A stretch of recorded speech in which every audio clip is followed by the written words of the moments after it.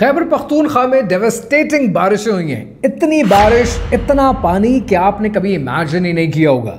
कहते हैं कि अब तो पानी सरों से भी ऊंचा हुआ, सर तो सर हैं घरों से भी ऊंचा हुआ। ऐ ज़मानों के रब रोक अपना गज़ब, अल अमा अल अमा अल अमा अल अमा।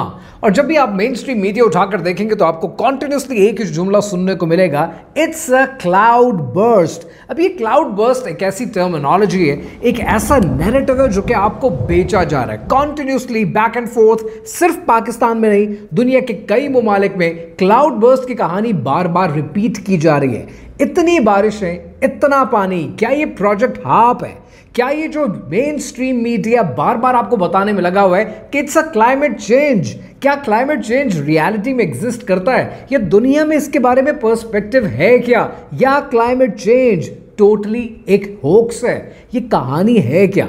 Along with that we need to understand कि हमारे यहाँ जहालत इतनी है कि इतनी बारिशों से लड़ने के लिए हमारे लोगों के पास औजार क्या है, उनकी तालीम क्या है, उनकी तरबियत क्या है। पानी को नाउज़ुबिल्लाह कुरान मजीद दिखा रहे हैं, ये है हमारे लोगों की तरबियत। ये अलग बात है कि एक आफत आई, वो आफत मैन मेड थी या वो अल्लाह की तरफ से थी, विल टॉक अबाउट दैट। लेकिन उस आफत पर हमारा रिएक्शन क्या था? हमारा ये रिएक्शन था कि हम जानवर ज़िबा कर करके पानी में फेंक रहे हैं। ये रिएक्शन बड़ा मैटर करता है। ये रिएक्शन साबित करता है कि हमने आज तक अपनी कौम की एजुकेशन ही ठीक नहीं की है, अपनी कौम की तरबियत ही ठीक नहीं की है कि जो एक आफत में और एक मैन मेड स्ट्रक्चर में, एक मैन मेड डिजास्टर में फ़र्क नहीं कर सकते। इस सब के पीछे कहानी क्या है, आइए समझते हैं।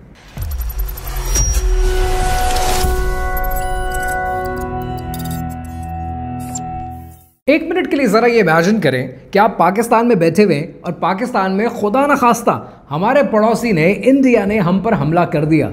उसने जो हम पर हमला किया वो ड्रोन्स के ज़रिए हमला किया। तो आपका पहला रिएक्शन क्या होगा? आपका पहला रिएक्शन क्या ये होगा कि इंडिया ने जो ड्रोन्स भेजे हैं ये हेरन ड्रोन्स हैं जो इसराइल तामीर करता है? या आपका रिएक्शन ये होगा कि एक अजीबो गरीब सफ़ेद रंग का फरिश्ता उड़ता उड़ता हम पर हमला कर रहा था? ये जो दो रिएक्शन है ना, इसमें तालीम और जहालत का फ़र्क है। आज जब भी आप ये क्लाइमेटिक चेंजेस देखते हैं, हम सबसे पहला इल्ज़ाम लगा देते हैं, पहली बात ही यही करते हैं जो कि मेन स्ट्रीम मीडिया कितने अरसे से आपके साथ करता जा रहा है कि इट्स अ क्लाइमेट चेंज। ये पूरी दुनिया में क्लाइमेट चेंज हो रहा है। हम क्लाइमेट चेंज की जड़ तक जाने की कोशिश नहीं करते, हम इसको एक्सपोज करने की कोशिश नहीं करते कि क्या ये क्लाइमेट चेंज मैन मेड है, क्या ये आफत हम पर मुसल्लत की गई है, क्योंकि हम उस जहालत से बाहर निकलने की कोशिश नहीं करते। दुनिया के कितने ममालिक हैं, कितनी सदियों से दुनिया वेदर पे काम कर रही है, we just don't know about that. Northern Europe में, और आज की बात नहीं कर रहा मैं, आपसे बात कर रहा हूं नेपोलियनिक दौर की। नेपोलियनिक दौर के अंदर नेपोलियनिक वॉर्स बड़ी मशहूर है। नेपोलियन के ज़माने में नॉर्दर्न यूरोप के लोगों का ये मानना था कि अगर आपने ओले रोकने हो तो आप शूटिंग करें आसमान की तरफ। तो वो पता क्या करते थे? उस ज़माने के लोग जो अपनी एग्रीकल्चरल लैंड होती थी, वो अपनी एग्रीकल्चरल लैंड से तोपें चलाते थे आसमान की तरफ, लेकिन उसमें एमुनेशन नहीं हुआ करता था और उसके बाद उन्हें खातिर खा रिजल्ट भी मिल जाते थे। फिर आ जाता है अमेरिकन सिविल वॉर का दौर। अमेरिकन सिविल वॉर में आपने क्या देखा? अमेरिकन सिविल वॉर में यूरोप भी और अमेरिका में एक कॉमन फैक्टर था। उनको एक फैक्ट पता था कि जब भी कोई बड़ी जंग होती है उसके बाद बहुत ज़्यादा बारिश होती है। It's a misnomer, it's a concept जो कि उस दौर में लोगों के बीच में पैदा हो गया और ये आपने ऑलरेडी देखा हुआ भी है। अगर आप पाकिस्तान में रहते हैं जहाँ पर बदकिस्मती से सफाई का कोई आलम नहीं है, आपने ये देखा है कि जब भी ईद कुर्बान होती है, बड़ी ईद होती है, ईद उल अज़हा के मौके पर जब हम नजासत को दूर नहीं कर पाते तो क्या होता है? अल्लाह सुब्हानहू तआला अपनी तरफ से बारिश बरसाता है कि इन लोगों से तो ये काम नहीं होगा, मुझसे ही काम नहीं होगा, इसलिए अल्लाह सुब्हानहू तआला ये काम खुद अपने ज़िम्मे ले लेता है और वो हर तरफ जरासीम फैलने से रोक देता है। इसी तरह जंगों के बाद भी ये एक कॉन्सेप्ट था अमेरिकन सिविल वॉर में कि एक बड़ी बारिश ज़रूर होती है। अब ज़रा थोड़ा सा कहानी को आगे लेके चलते हैं तो आप चलेंगे 1947 में। 1947 में क्या हुआ? 1947 में एक प्रोजेक्ट लॉन्च हुआ, प्रोजेक्ट साइरस, CIRRUS। इसको स्टडी कर लीजिएगा। ये प्रोजेक्ट साइरस अमेरिका में लॉन्च हुआ under the supervision of US air force. ये प्रोजेक्ट लॉन्च किया जनरल इलेक्ट्रिक ने, और जनरल इलेक्ट्रिक का ये मानना था कि हम स्नो स्टॉर्म को और हरिकेन्स को कंट्रोल भी कर सकते हैं, क्रिएट भी कर सकते हैं। 1947 की बात कर रहा हूं। दुनिया कितनी एडवांस हो चुकी थी। 1947 में ये प्रोजेक्ट लॉन्च हुआ एंड दिस प्रोजेक्ट वो सक्सेसफुल एट इट्स टाइम। इन्होंने हरिकेन्स को कंट्रोल किया, इन्होंने स्नो स्टॉर्म को कंट्रोल किया। आज आप ये खड़ा होकर कहते हैं कि क्लाइमेट कंट्रोल, क्लाइमेट चेंज जो है ये हमारे कंट्रोल से बाहर है, हमें नहीं पता। ये क्लाउड बर्स्ट एक चीज होती है। आपके मेन स्ट्रीम मीडिया ने अभी तक क्लाउड बर्स्ट का नंबर कोट नहीं किया। आप किसी भी AI टूल में जाएं और उससे जाकर सिर्फ ट्रायंगुलेशन करवा लें, आपको पता चलेगा कि खैबर पख्तूनख्वा में ये जो डेवस्टेटिंग बारिश हुई है, ये 3 से 4 क्लाउड बर्स्ट हुए, और इस साल पाकिस्तान में 7 से 8 क्लाउड बर्स्ट हो चुके हैं। पानी कराची तक खड़ा है, पूरा पाकिस्तान डूबा हुआ है, और ये सिलसिला दिसंबर तक चलना है। But we are so lame that we are not going to question these things, क्योंकि हमें किसी भी चीज को जब देखना है तो बदकिस्मती से इस मुल्क में रहते हुए लिबरल पॉइंट ऑफ व्यू से देखना है। लिबरल पॉइंट ऑफ व्यू के अलावा तो हमें कोई और पॉइंट ऑफ व्यू कबूल ही नहीं है। हम ये जानने की कोशिश नहीं करते कि दज्जाली फितना आपके साथ कहां कहां पर किस किस वे, शेप और फॉर्म में खिलवाड़ करता है, और हमारा एजेंडा ऐसा है कि हम बात तक नहीं करना चाहते, बोलना तक नहीं चाहते। गोइंग फॉरवर्ड, अगर आप थोड़ा और आगे हिस्ट्री में जाएं, 1954 में Thailand, I am not talking about a developing country, Thailand ने रेन मेकिंग प्रोजेक्ट लॉन्च किया था, रॉयल रेन मेकिंग प्रोजेक्ट। वो प्रोजेक्ट उनका इतना सक्सेसफुल हुआ कि 1969 में उन्होंने उसको मिनिस्ट्री का पार्ट बना दिया कि थाईलैंड के जिन इलाकों में बारिशें नहीं होती वहां पर हम क्लाउड सीडिंग करते हैं। क्लाउड सीडिंग के लिए पता है क्या तरीका होता है? सिल्वर आयोडाइड को आसमान में जाकर क्लाउड पर छोड़ा जाता है, उसके स्नोफ्लेक्स के ऊपर उसे छोड़ा जाता है, ये फ्लेक्स क्रिएट होते हैं, और उसके बाद फिर बारिश होती है जो क्लाउड बर्स्ट की सूरत में निकलती है। ये 1969 में मेन स्ट्रीम प्रोजेक्ट का हिस्सा बन गया। गोइंग फॉरवर्ड, और आगे चलते हैं, और 1993 में, 1993 में अलास्का में अमेरिका ने लॉन्च किया प्रोजेक्ट हार्प। प्रोजेक्ट हार्प का मकसद क्या था?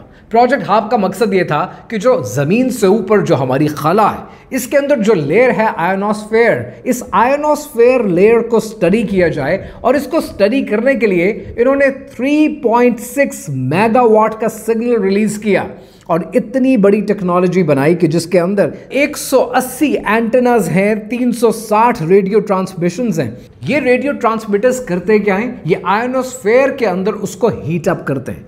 जिसके पार्टिकल्स हीट अप होते हैं तो उससे क्लाइमेट में चेंज आती है। अच्छा, मजे की बात पता है क्या? मजे की बात यह कि 2015 में प्रोजेक्ट हार्प को बंद कर दिया गया। प्रोजेक्ट हार्प को बंद करने के बाद अमेरिका ने इसे यूनिवर्सिटी ऑफ अलास्का फेयरबैंक्स को हैंड ओवर कर दिया रिसर्च के लिए।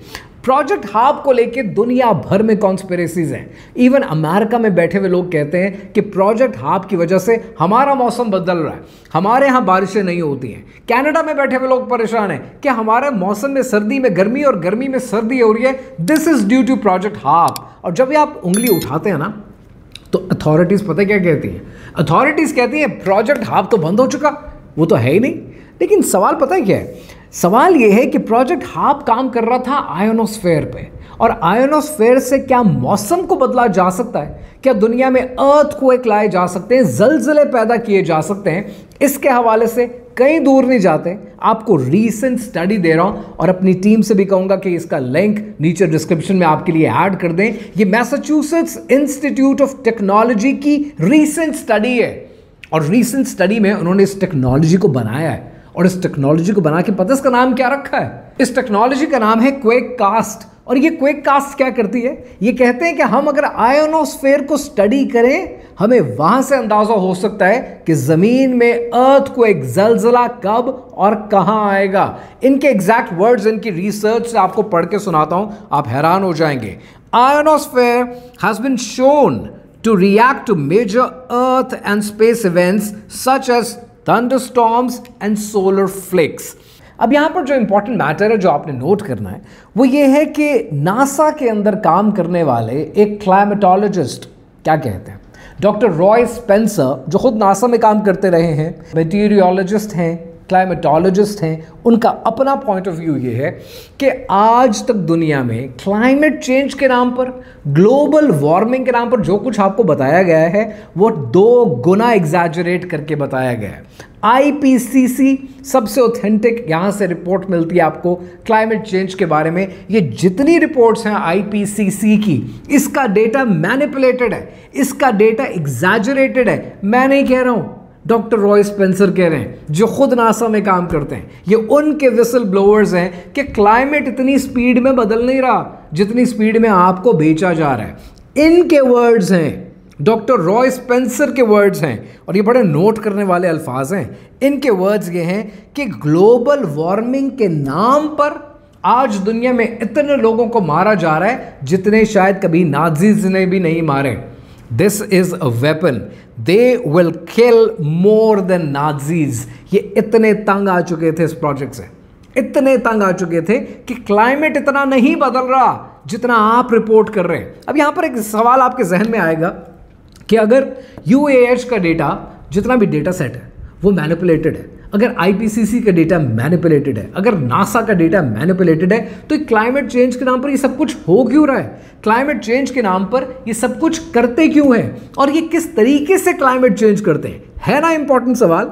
इन इंपॉर्टेंट सवालों के लिए अगेन मेरी कोशिश ये होगी कि मैं अपनी टीम से कहूं कि आपको डिस्क्रिप्शन के अंदर पूरी डिटेल्स के साथ बताएं कि दुनिया में ऐसी कौन कौन सी टेक्नोलॉजीज हैं। 100 से ज़्यादा ऐसे पेटेंट्स हैं इस दुनिया में इस वक्त जो पिछले 100 साल से पहले दिए जा चुके हैं। फॉर द पास्ट 100 years ये टेक्नोलॉजीज एग्जिस्ट करती हैं। अगर मैंने आपको मिसाल दी थी ना ड्रोन की, कि ड्रोन के ऊपर आप उसको ड्रोन कहेंगे, आप उसको कोई आत्मा नहीं कहेंगे, कोई शैतान नहीं कहेंगे, क्योंकि आपको अक्ल है ना, आप जानते हैं।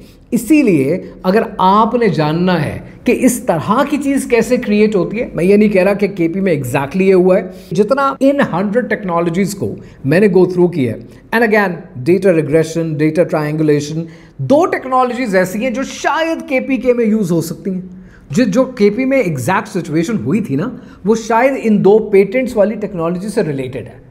पहला पेटेंट है, इसको नोट कीजिएगा, US 3441214A 1969 में ये टेक्नोलॉजी का पेटेंट दिया गया। ये करता क्या है? ये क्लाउड सीडिंग करता है, यानी किसी एयरक्राफ्ट के जरिए आसमान में जाया जाए, एक डिवाइस इंस्टॉल की जाए और उस डिवाइस के ज़रिए सिल्वर आयोडाइड को बादलों पे फैला दिया जाए। अगर आप ऐसा करते हैं तो उससे आप स्टिम्युलेट कर देते हैं, आप तेज़ी पैदा कर देते हैं रेनफॉल के अंदर, और वो क्लाउड बर्स्ट करके निकलता है। Number 1। Number 2, the other technology is US 9491911B2। ये 2016 में बनी है। ये मॉडिफिकेशन करती है एनवायरमेंटल कंडीशंस की, और ये डिप्लॉय की जाती है कहां पर? जहां पर आपने मैग्नेटिक क्लाइमेट कंट्रोल करना होता है। यानी इसके जरिए किया क्या जाता है, निकल पार्टिकल्स होते हैं, इन निकल पार्टिकल्स को, वो निकल जिससे किसी ज़माने में टूथपेस्ट के जो होल्डर्स थे ना, वो निकल की बना करते थे। सो वो निकल पार्टिकल्स आसमान में जाकर छोड़े जाते हैं। वो निकल पार्टिकल्स जब हवा में जाते हैं तो वो सूरज की जो शुआएं होती हैं, जिससे एल्बीडो इफेक्ट कहते हैं, उसको क्रिएट करने से रोक देती हैं, तो डेंस हो जाता है। जब डेंस होता है तो वो फिर फटता है, और फिर स्पेसिफिक रीजन्स में आप क्लाइमेट को कंट्रोल कर सकते हैं। Now this is another technology. Situation KP में जो हुई, जो सिचुएशन पाकिस्तान में है, वो ऐसे ही है। मुझे अफसोस इसलिए होता है कि हमारे लोगों को ये अवेयरनेस कोई देने को तैयार नहीं है। मेन स्ट्रीम मीडिया आपसे सच बोलने को तैयार नहीं है। क्यों नहीं बताते आज वो दुनिया को कि क्लाइमेट कंट्रोल के नाम पर, क्लाइमेट चेंज के नाम पर आपको मैनिपुलेट किया जाता है? क्योंकि आज दुनिया में रिसेंटली $115 बिलियन के कर्जे दिए गए हैं डेवलपिंग कंट्रीज को। किस नाम पर? क्लाइमेट चेंज के नाम पर। और वो क्यों दिए जाते हैं? Because this is an instrument of a loan. ये तरीका है आपको कंट्रोल करने का, क्योंकि आपके पास कोई हथियार नहीं है क्लाइमेट से लड़ने का। तो आप पहला काम क्या करेंगे? आप सरेंडर करेंगे। कि हमारे पास कोई हथियार नहीं है, हमें कर्जा भी चाहिए और हम सर बसजूद आने को तैयार हैं, और जिसके आगे आप सजदा करेंगे that will be unfortunately the one world government. ये इतनी डेवस्टेटिंग बात है, सहाफ़ियों को पता है, मेन स्ट्रीम मीडिया को पता है, बट वो डरते हैं, वो बोलते नहीं हैं, वो आपको सच बताने से डरते हैं। शायद अगर उन्हें आखिरत की फ़िक्र होती तो आपको सच बताते कि ये आपको कंट्रोल किया जा रहा है। ये है वो दज्जाली फितना जिसके बारे में लोग बात नहीं करते। द अदर थिंग, आपको ये पता होना चाहिए कि यूएन का 2030 का एजेंडा क्या है। आपको पता होना चाहिए कि वर्ल्ड इकोनॉमिक फोरम का 2030 का ग्लोबल रीसेट है क्या।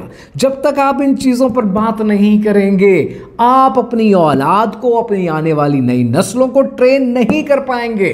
वो आज तो आपके खौफ से 4 बुराइयों से रुक जाएंगे, लेकिन खुदा ना खास्ता कल को जब उन्हें दज्जाल को फेस करना पड़ेगा, जो कि शायद हमारी ज़िंदगियों में करना पड़ जाए, तो वो झुकने में, सजदे में गिरने में 1 मिनट की देर नहीं लगाएंगे, क्योंकि उनको ट्रेन किया गया है, उन्हें कंट्रोल किया गया है, उन्हें ये बताया गया है कि इट्स अ क्लाइमेट चेंज, और वो क्लाइमेट चेंज किस फ़लसफ़े पर अमल पैरा है। दिस इज़ माई मोबाइल, और अगर इस मोबाइल से मैं काम करूँ, मैं अगर इस मोबाइल से एक छोटी सी तस्वीर खींचता हूँ उस टेबल की जहाँ पर मैं इस वक्त बैठा हूँ। अब मैंने ये बहुत क्लोज़ पिक्चर खींच ली है, और ये क्लोज़ पिक्चर में चलें 1 मिनट के लिए आपके साथ भी शेयर कर देता हूँ। सो अब ये अगर मैं तस्वीर आपको दिखाऊंगा तो पता क्या होगा, जैसे ही आप ये तस्वीर देखेंगे, ठीक है, आप मान लेंगे क्योंकि आपको पता है कि मैंने टेबल की तस्वीर खींची है। लेकिन अगर मैं उसको बहुत ज़्यादा जूम करके दिखाऊँ और साथ ये कहूँ कि ये जेम्स वेब सैटेलाइट टेलीस्कोप से मार्स की और सैटर्न की तस्वीर आई है, तो अगर आपको नहीं पता होगा तो आप तब भी मान लेंगे। यू नीड टू अंडरस्टैंड कि आज science is the quasi religion. आज दुनिया में सबसे तेजी से फैलने वाला कोई मजहब है ना, तो वो साइंस है। आज साइंस के नाम पर आपको मैं कुछ भी बोलूंगा, आप मानने को तैयार हो जाएंगे कि सच बोल रहा है। लेकिन मैं आपको दीन के नाम पे कोई भी बात कहूँगा, आप मुझसे 10,000 किस्म के प्रूफ मांग लेंगे। This is unfortunately the world we are living in, और आपका जागना ज़रूरी है, क्योंकि अगर आपको ये बातें नहीं पता, आपकी औलाद को डेफिनेटली ये बातें नहीं पता होंगी। आज जिस नाम पर क्लाइमेट चेंज हो रहा है, थोड़ा सा माजी में चलते हैं। 1960s में क्या होता था? 1960s में कहा जाता था ग्लोबल कूलिंग हो रही है, ग्लोबल कूलिंग हो रही है, दुनिया ठंडी हो रही है, इस ठंडी दुनिया से लड़ने के लिए हमें कुछ करना पड़ेगा।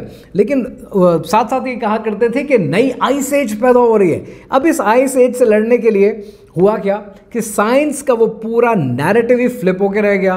फिर आया 1970 का दौर, और 1970 के दौर में दुनिया को कहा जाता था एसिड रेन हो रही है, इस एसिड रेन से हमें लड़ना है। फॉरेस्ट, हमारे जंगल, हमारी जो झीलें हैं, इनको बहुत ख़तरा है, तो बाहर मत निकलें। लेकिन हुआ क्या, उस एसिड रेन के नाम पर 1990s में यूएस क्लीन एयर एक्ट पास हो गया, और उस क्लीन एयर एक्ट के तहत क्या हुआ कि वो कंपनीज जो प्रोडक्ट्स बनाती थी उनके ऊपर हज़ारों किस्म के चेक्स लग गए, कंट्रोल हासिल कर लिया गवर्नमेंट्स ने कि अब आपकी आउटपुट को हम चेक कर सकते हैं। Again whether there is a will there is a way, तो करने वाले तो अपना काम कर जाते हैं, तो जो वो कॉज एंड इफेक्ट पैदा करते हैं ना, उन्होंने कॉज पैदा किया एसिड रेन, और इफेक्ट ये हुआ कंपनीज का कंट्रोल हासिल कर लिया। फिर आया जनाब 1980s, और 1980s में आपने एक बात, अगर आप मिलेनियल हैं मेरी तरह, आपने सुन रखी होगी, ओजोन लेयर में सुराख हो गया है। और ये ओजोन लेयर में सुराख कोई पूछे इनसे कहाँ हुआ, तो पता क्या कहते थे, ओजोन लेयर में सुराख एशिया के पास नहीं हुआ, यूरोप के या अमेरिका के पास नहीं, ओजोन लेयर में सुराख हुआ है एंटार्क्टिका के पास, ताकि आप कभी देख भी ना पाए। Like literally this is how dumb they think you are. So ozone layer में जो सुराख था, उसके बाद 1987 में मॉन्ट्रियल के अंदर वो मॉन्ट्रियल प्रोटोकॉल साइन हो गया। उसके बाद क्या हुआ, CFCs को, क्लोरोफ्लोरोकार्बन को बैन कर दिया, और उसका ऑल्टरनेट किसके पास था, उसका ऑल्टरनेट था डुपॉन्ट के पास। सो एक ऐसे केमिकल को as a result of ozone layer ban कर दिया, जिससे अमेरिकन कंपनीज को फ़ायदा हो गया। 1990s में फिर आपने सुनना शुरू किया ग्लोबल वार्मिंग, और अब आप जिस दुनिया में रहते हैं, अब आप सुनते हैं क्लाइमेट चेंज। एक बात याद रखिएगा, सूरह रोम में अल्लाह सुब्हानो तआला फरमाते हैं कि बहर और बर के अंदर कुछ लोगों ने फसाद फैला रखा है। इन लोगों ने अपने हाथों से ये कमाया है, जो गुनाह कमाए हैं, इसका मज़ा रब्बे कायनात उन्हें ज़रूर चखाएगा। बस रब्बे कायनात ढील देता है, अल्लाह सुब्हानहू व तआला ढील देता है। अफसोस लेकिन तब होता है जब हमारे लोग इन चीज़ों पर सवाल नहीं करते। आप अमेरिका में जाएं, आप यूके जाएं, आप फ्रांस जाएं, आप कनाडा जाएं, you will be surprised. People know what Project HARP is. People know what Project Cyrus is. People know कि क्लाइमेट को चेंज किया जा रहा है। आपको एक क्लिपिंग दिखाता हूँ। ये क्लिपिंग आज की नहीं है, ये पुरानी क्लिपिंग है। और इस पुरानी क्लिपिंग में आप देख सकते हैं कि एक मशीन क्लाउड फॉर्म कर सकती है। You'll be surprised। और आज यहाँ खड़े होकर आप पानी को कुरान मजीद दिखाते हैं। आप ये बताने की कोशिश कर रहे हैं कि शायद पानी इस तरीके से रुक जाएगा। आप क्या ड्रोन को फरिश्ता या शैतान बोलेंगे? Please get up and be awake. जागें और जागने के बाद सवाल करें कि ये जो क्लाइमेट चेंज है, क्या ये क्लाइमेट चेंज वाकई क्लाइमेट चेंज है या आपके साथ एक फ्रॉड किया जा रहा है, आपको एक दज्जाली फितने में घुसाया जा रहा है जिसके लिए आप जाने को तैयार नहीं हैं। दुनिया में 2.4 ट्रिलियन डॉलर्स की कार्बन क्रेडिट मार्केट है और ये market by the year 2030 16 trillion dollars की होने वाली है। इस मार्केट को क्रिएट करने के लिए प्रोडक्ट भी तो क्रिएट करनी है और वो प्रोडक्ट है क्लाइमेट चेंज। और आपका सजदा करना इस नैरेटिव को, क्लाइमेट चेंज के नैरेटिव को सजदा करना उनके लिए ज़रूरी है जो नहीं चाहते कि आप जागें। मैं हूं Imtinan Ahmed. I hope this video wakes you up from the bones और आपको ये एहसास दिलाए कि आज जिस दज्जाली फितने का आपको सामना करना पड़ रहा है ना, उसके लिए आपका बोलना, आपका जागना ज़रूरी है।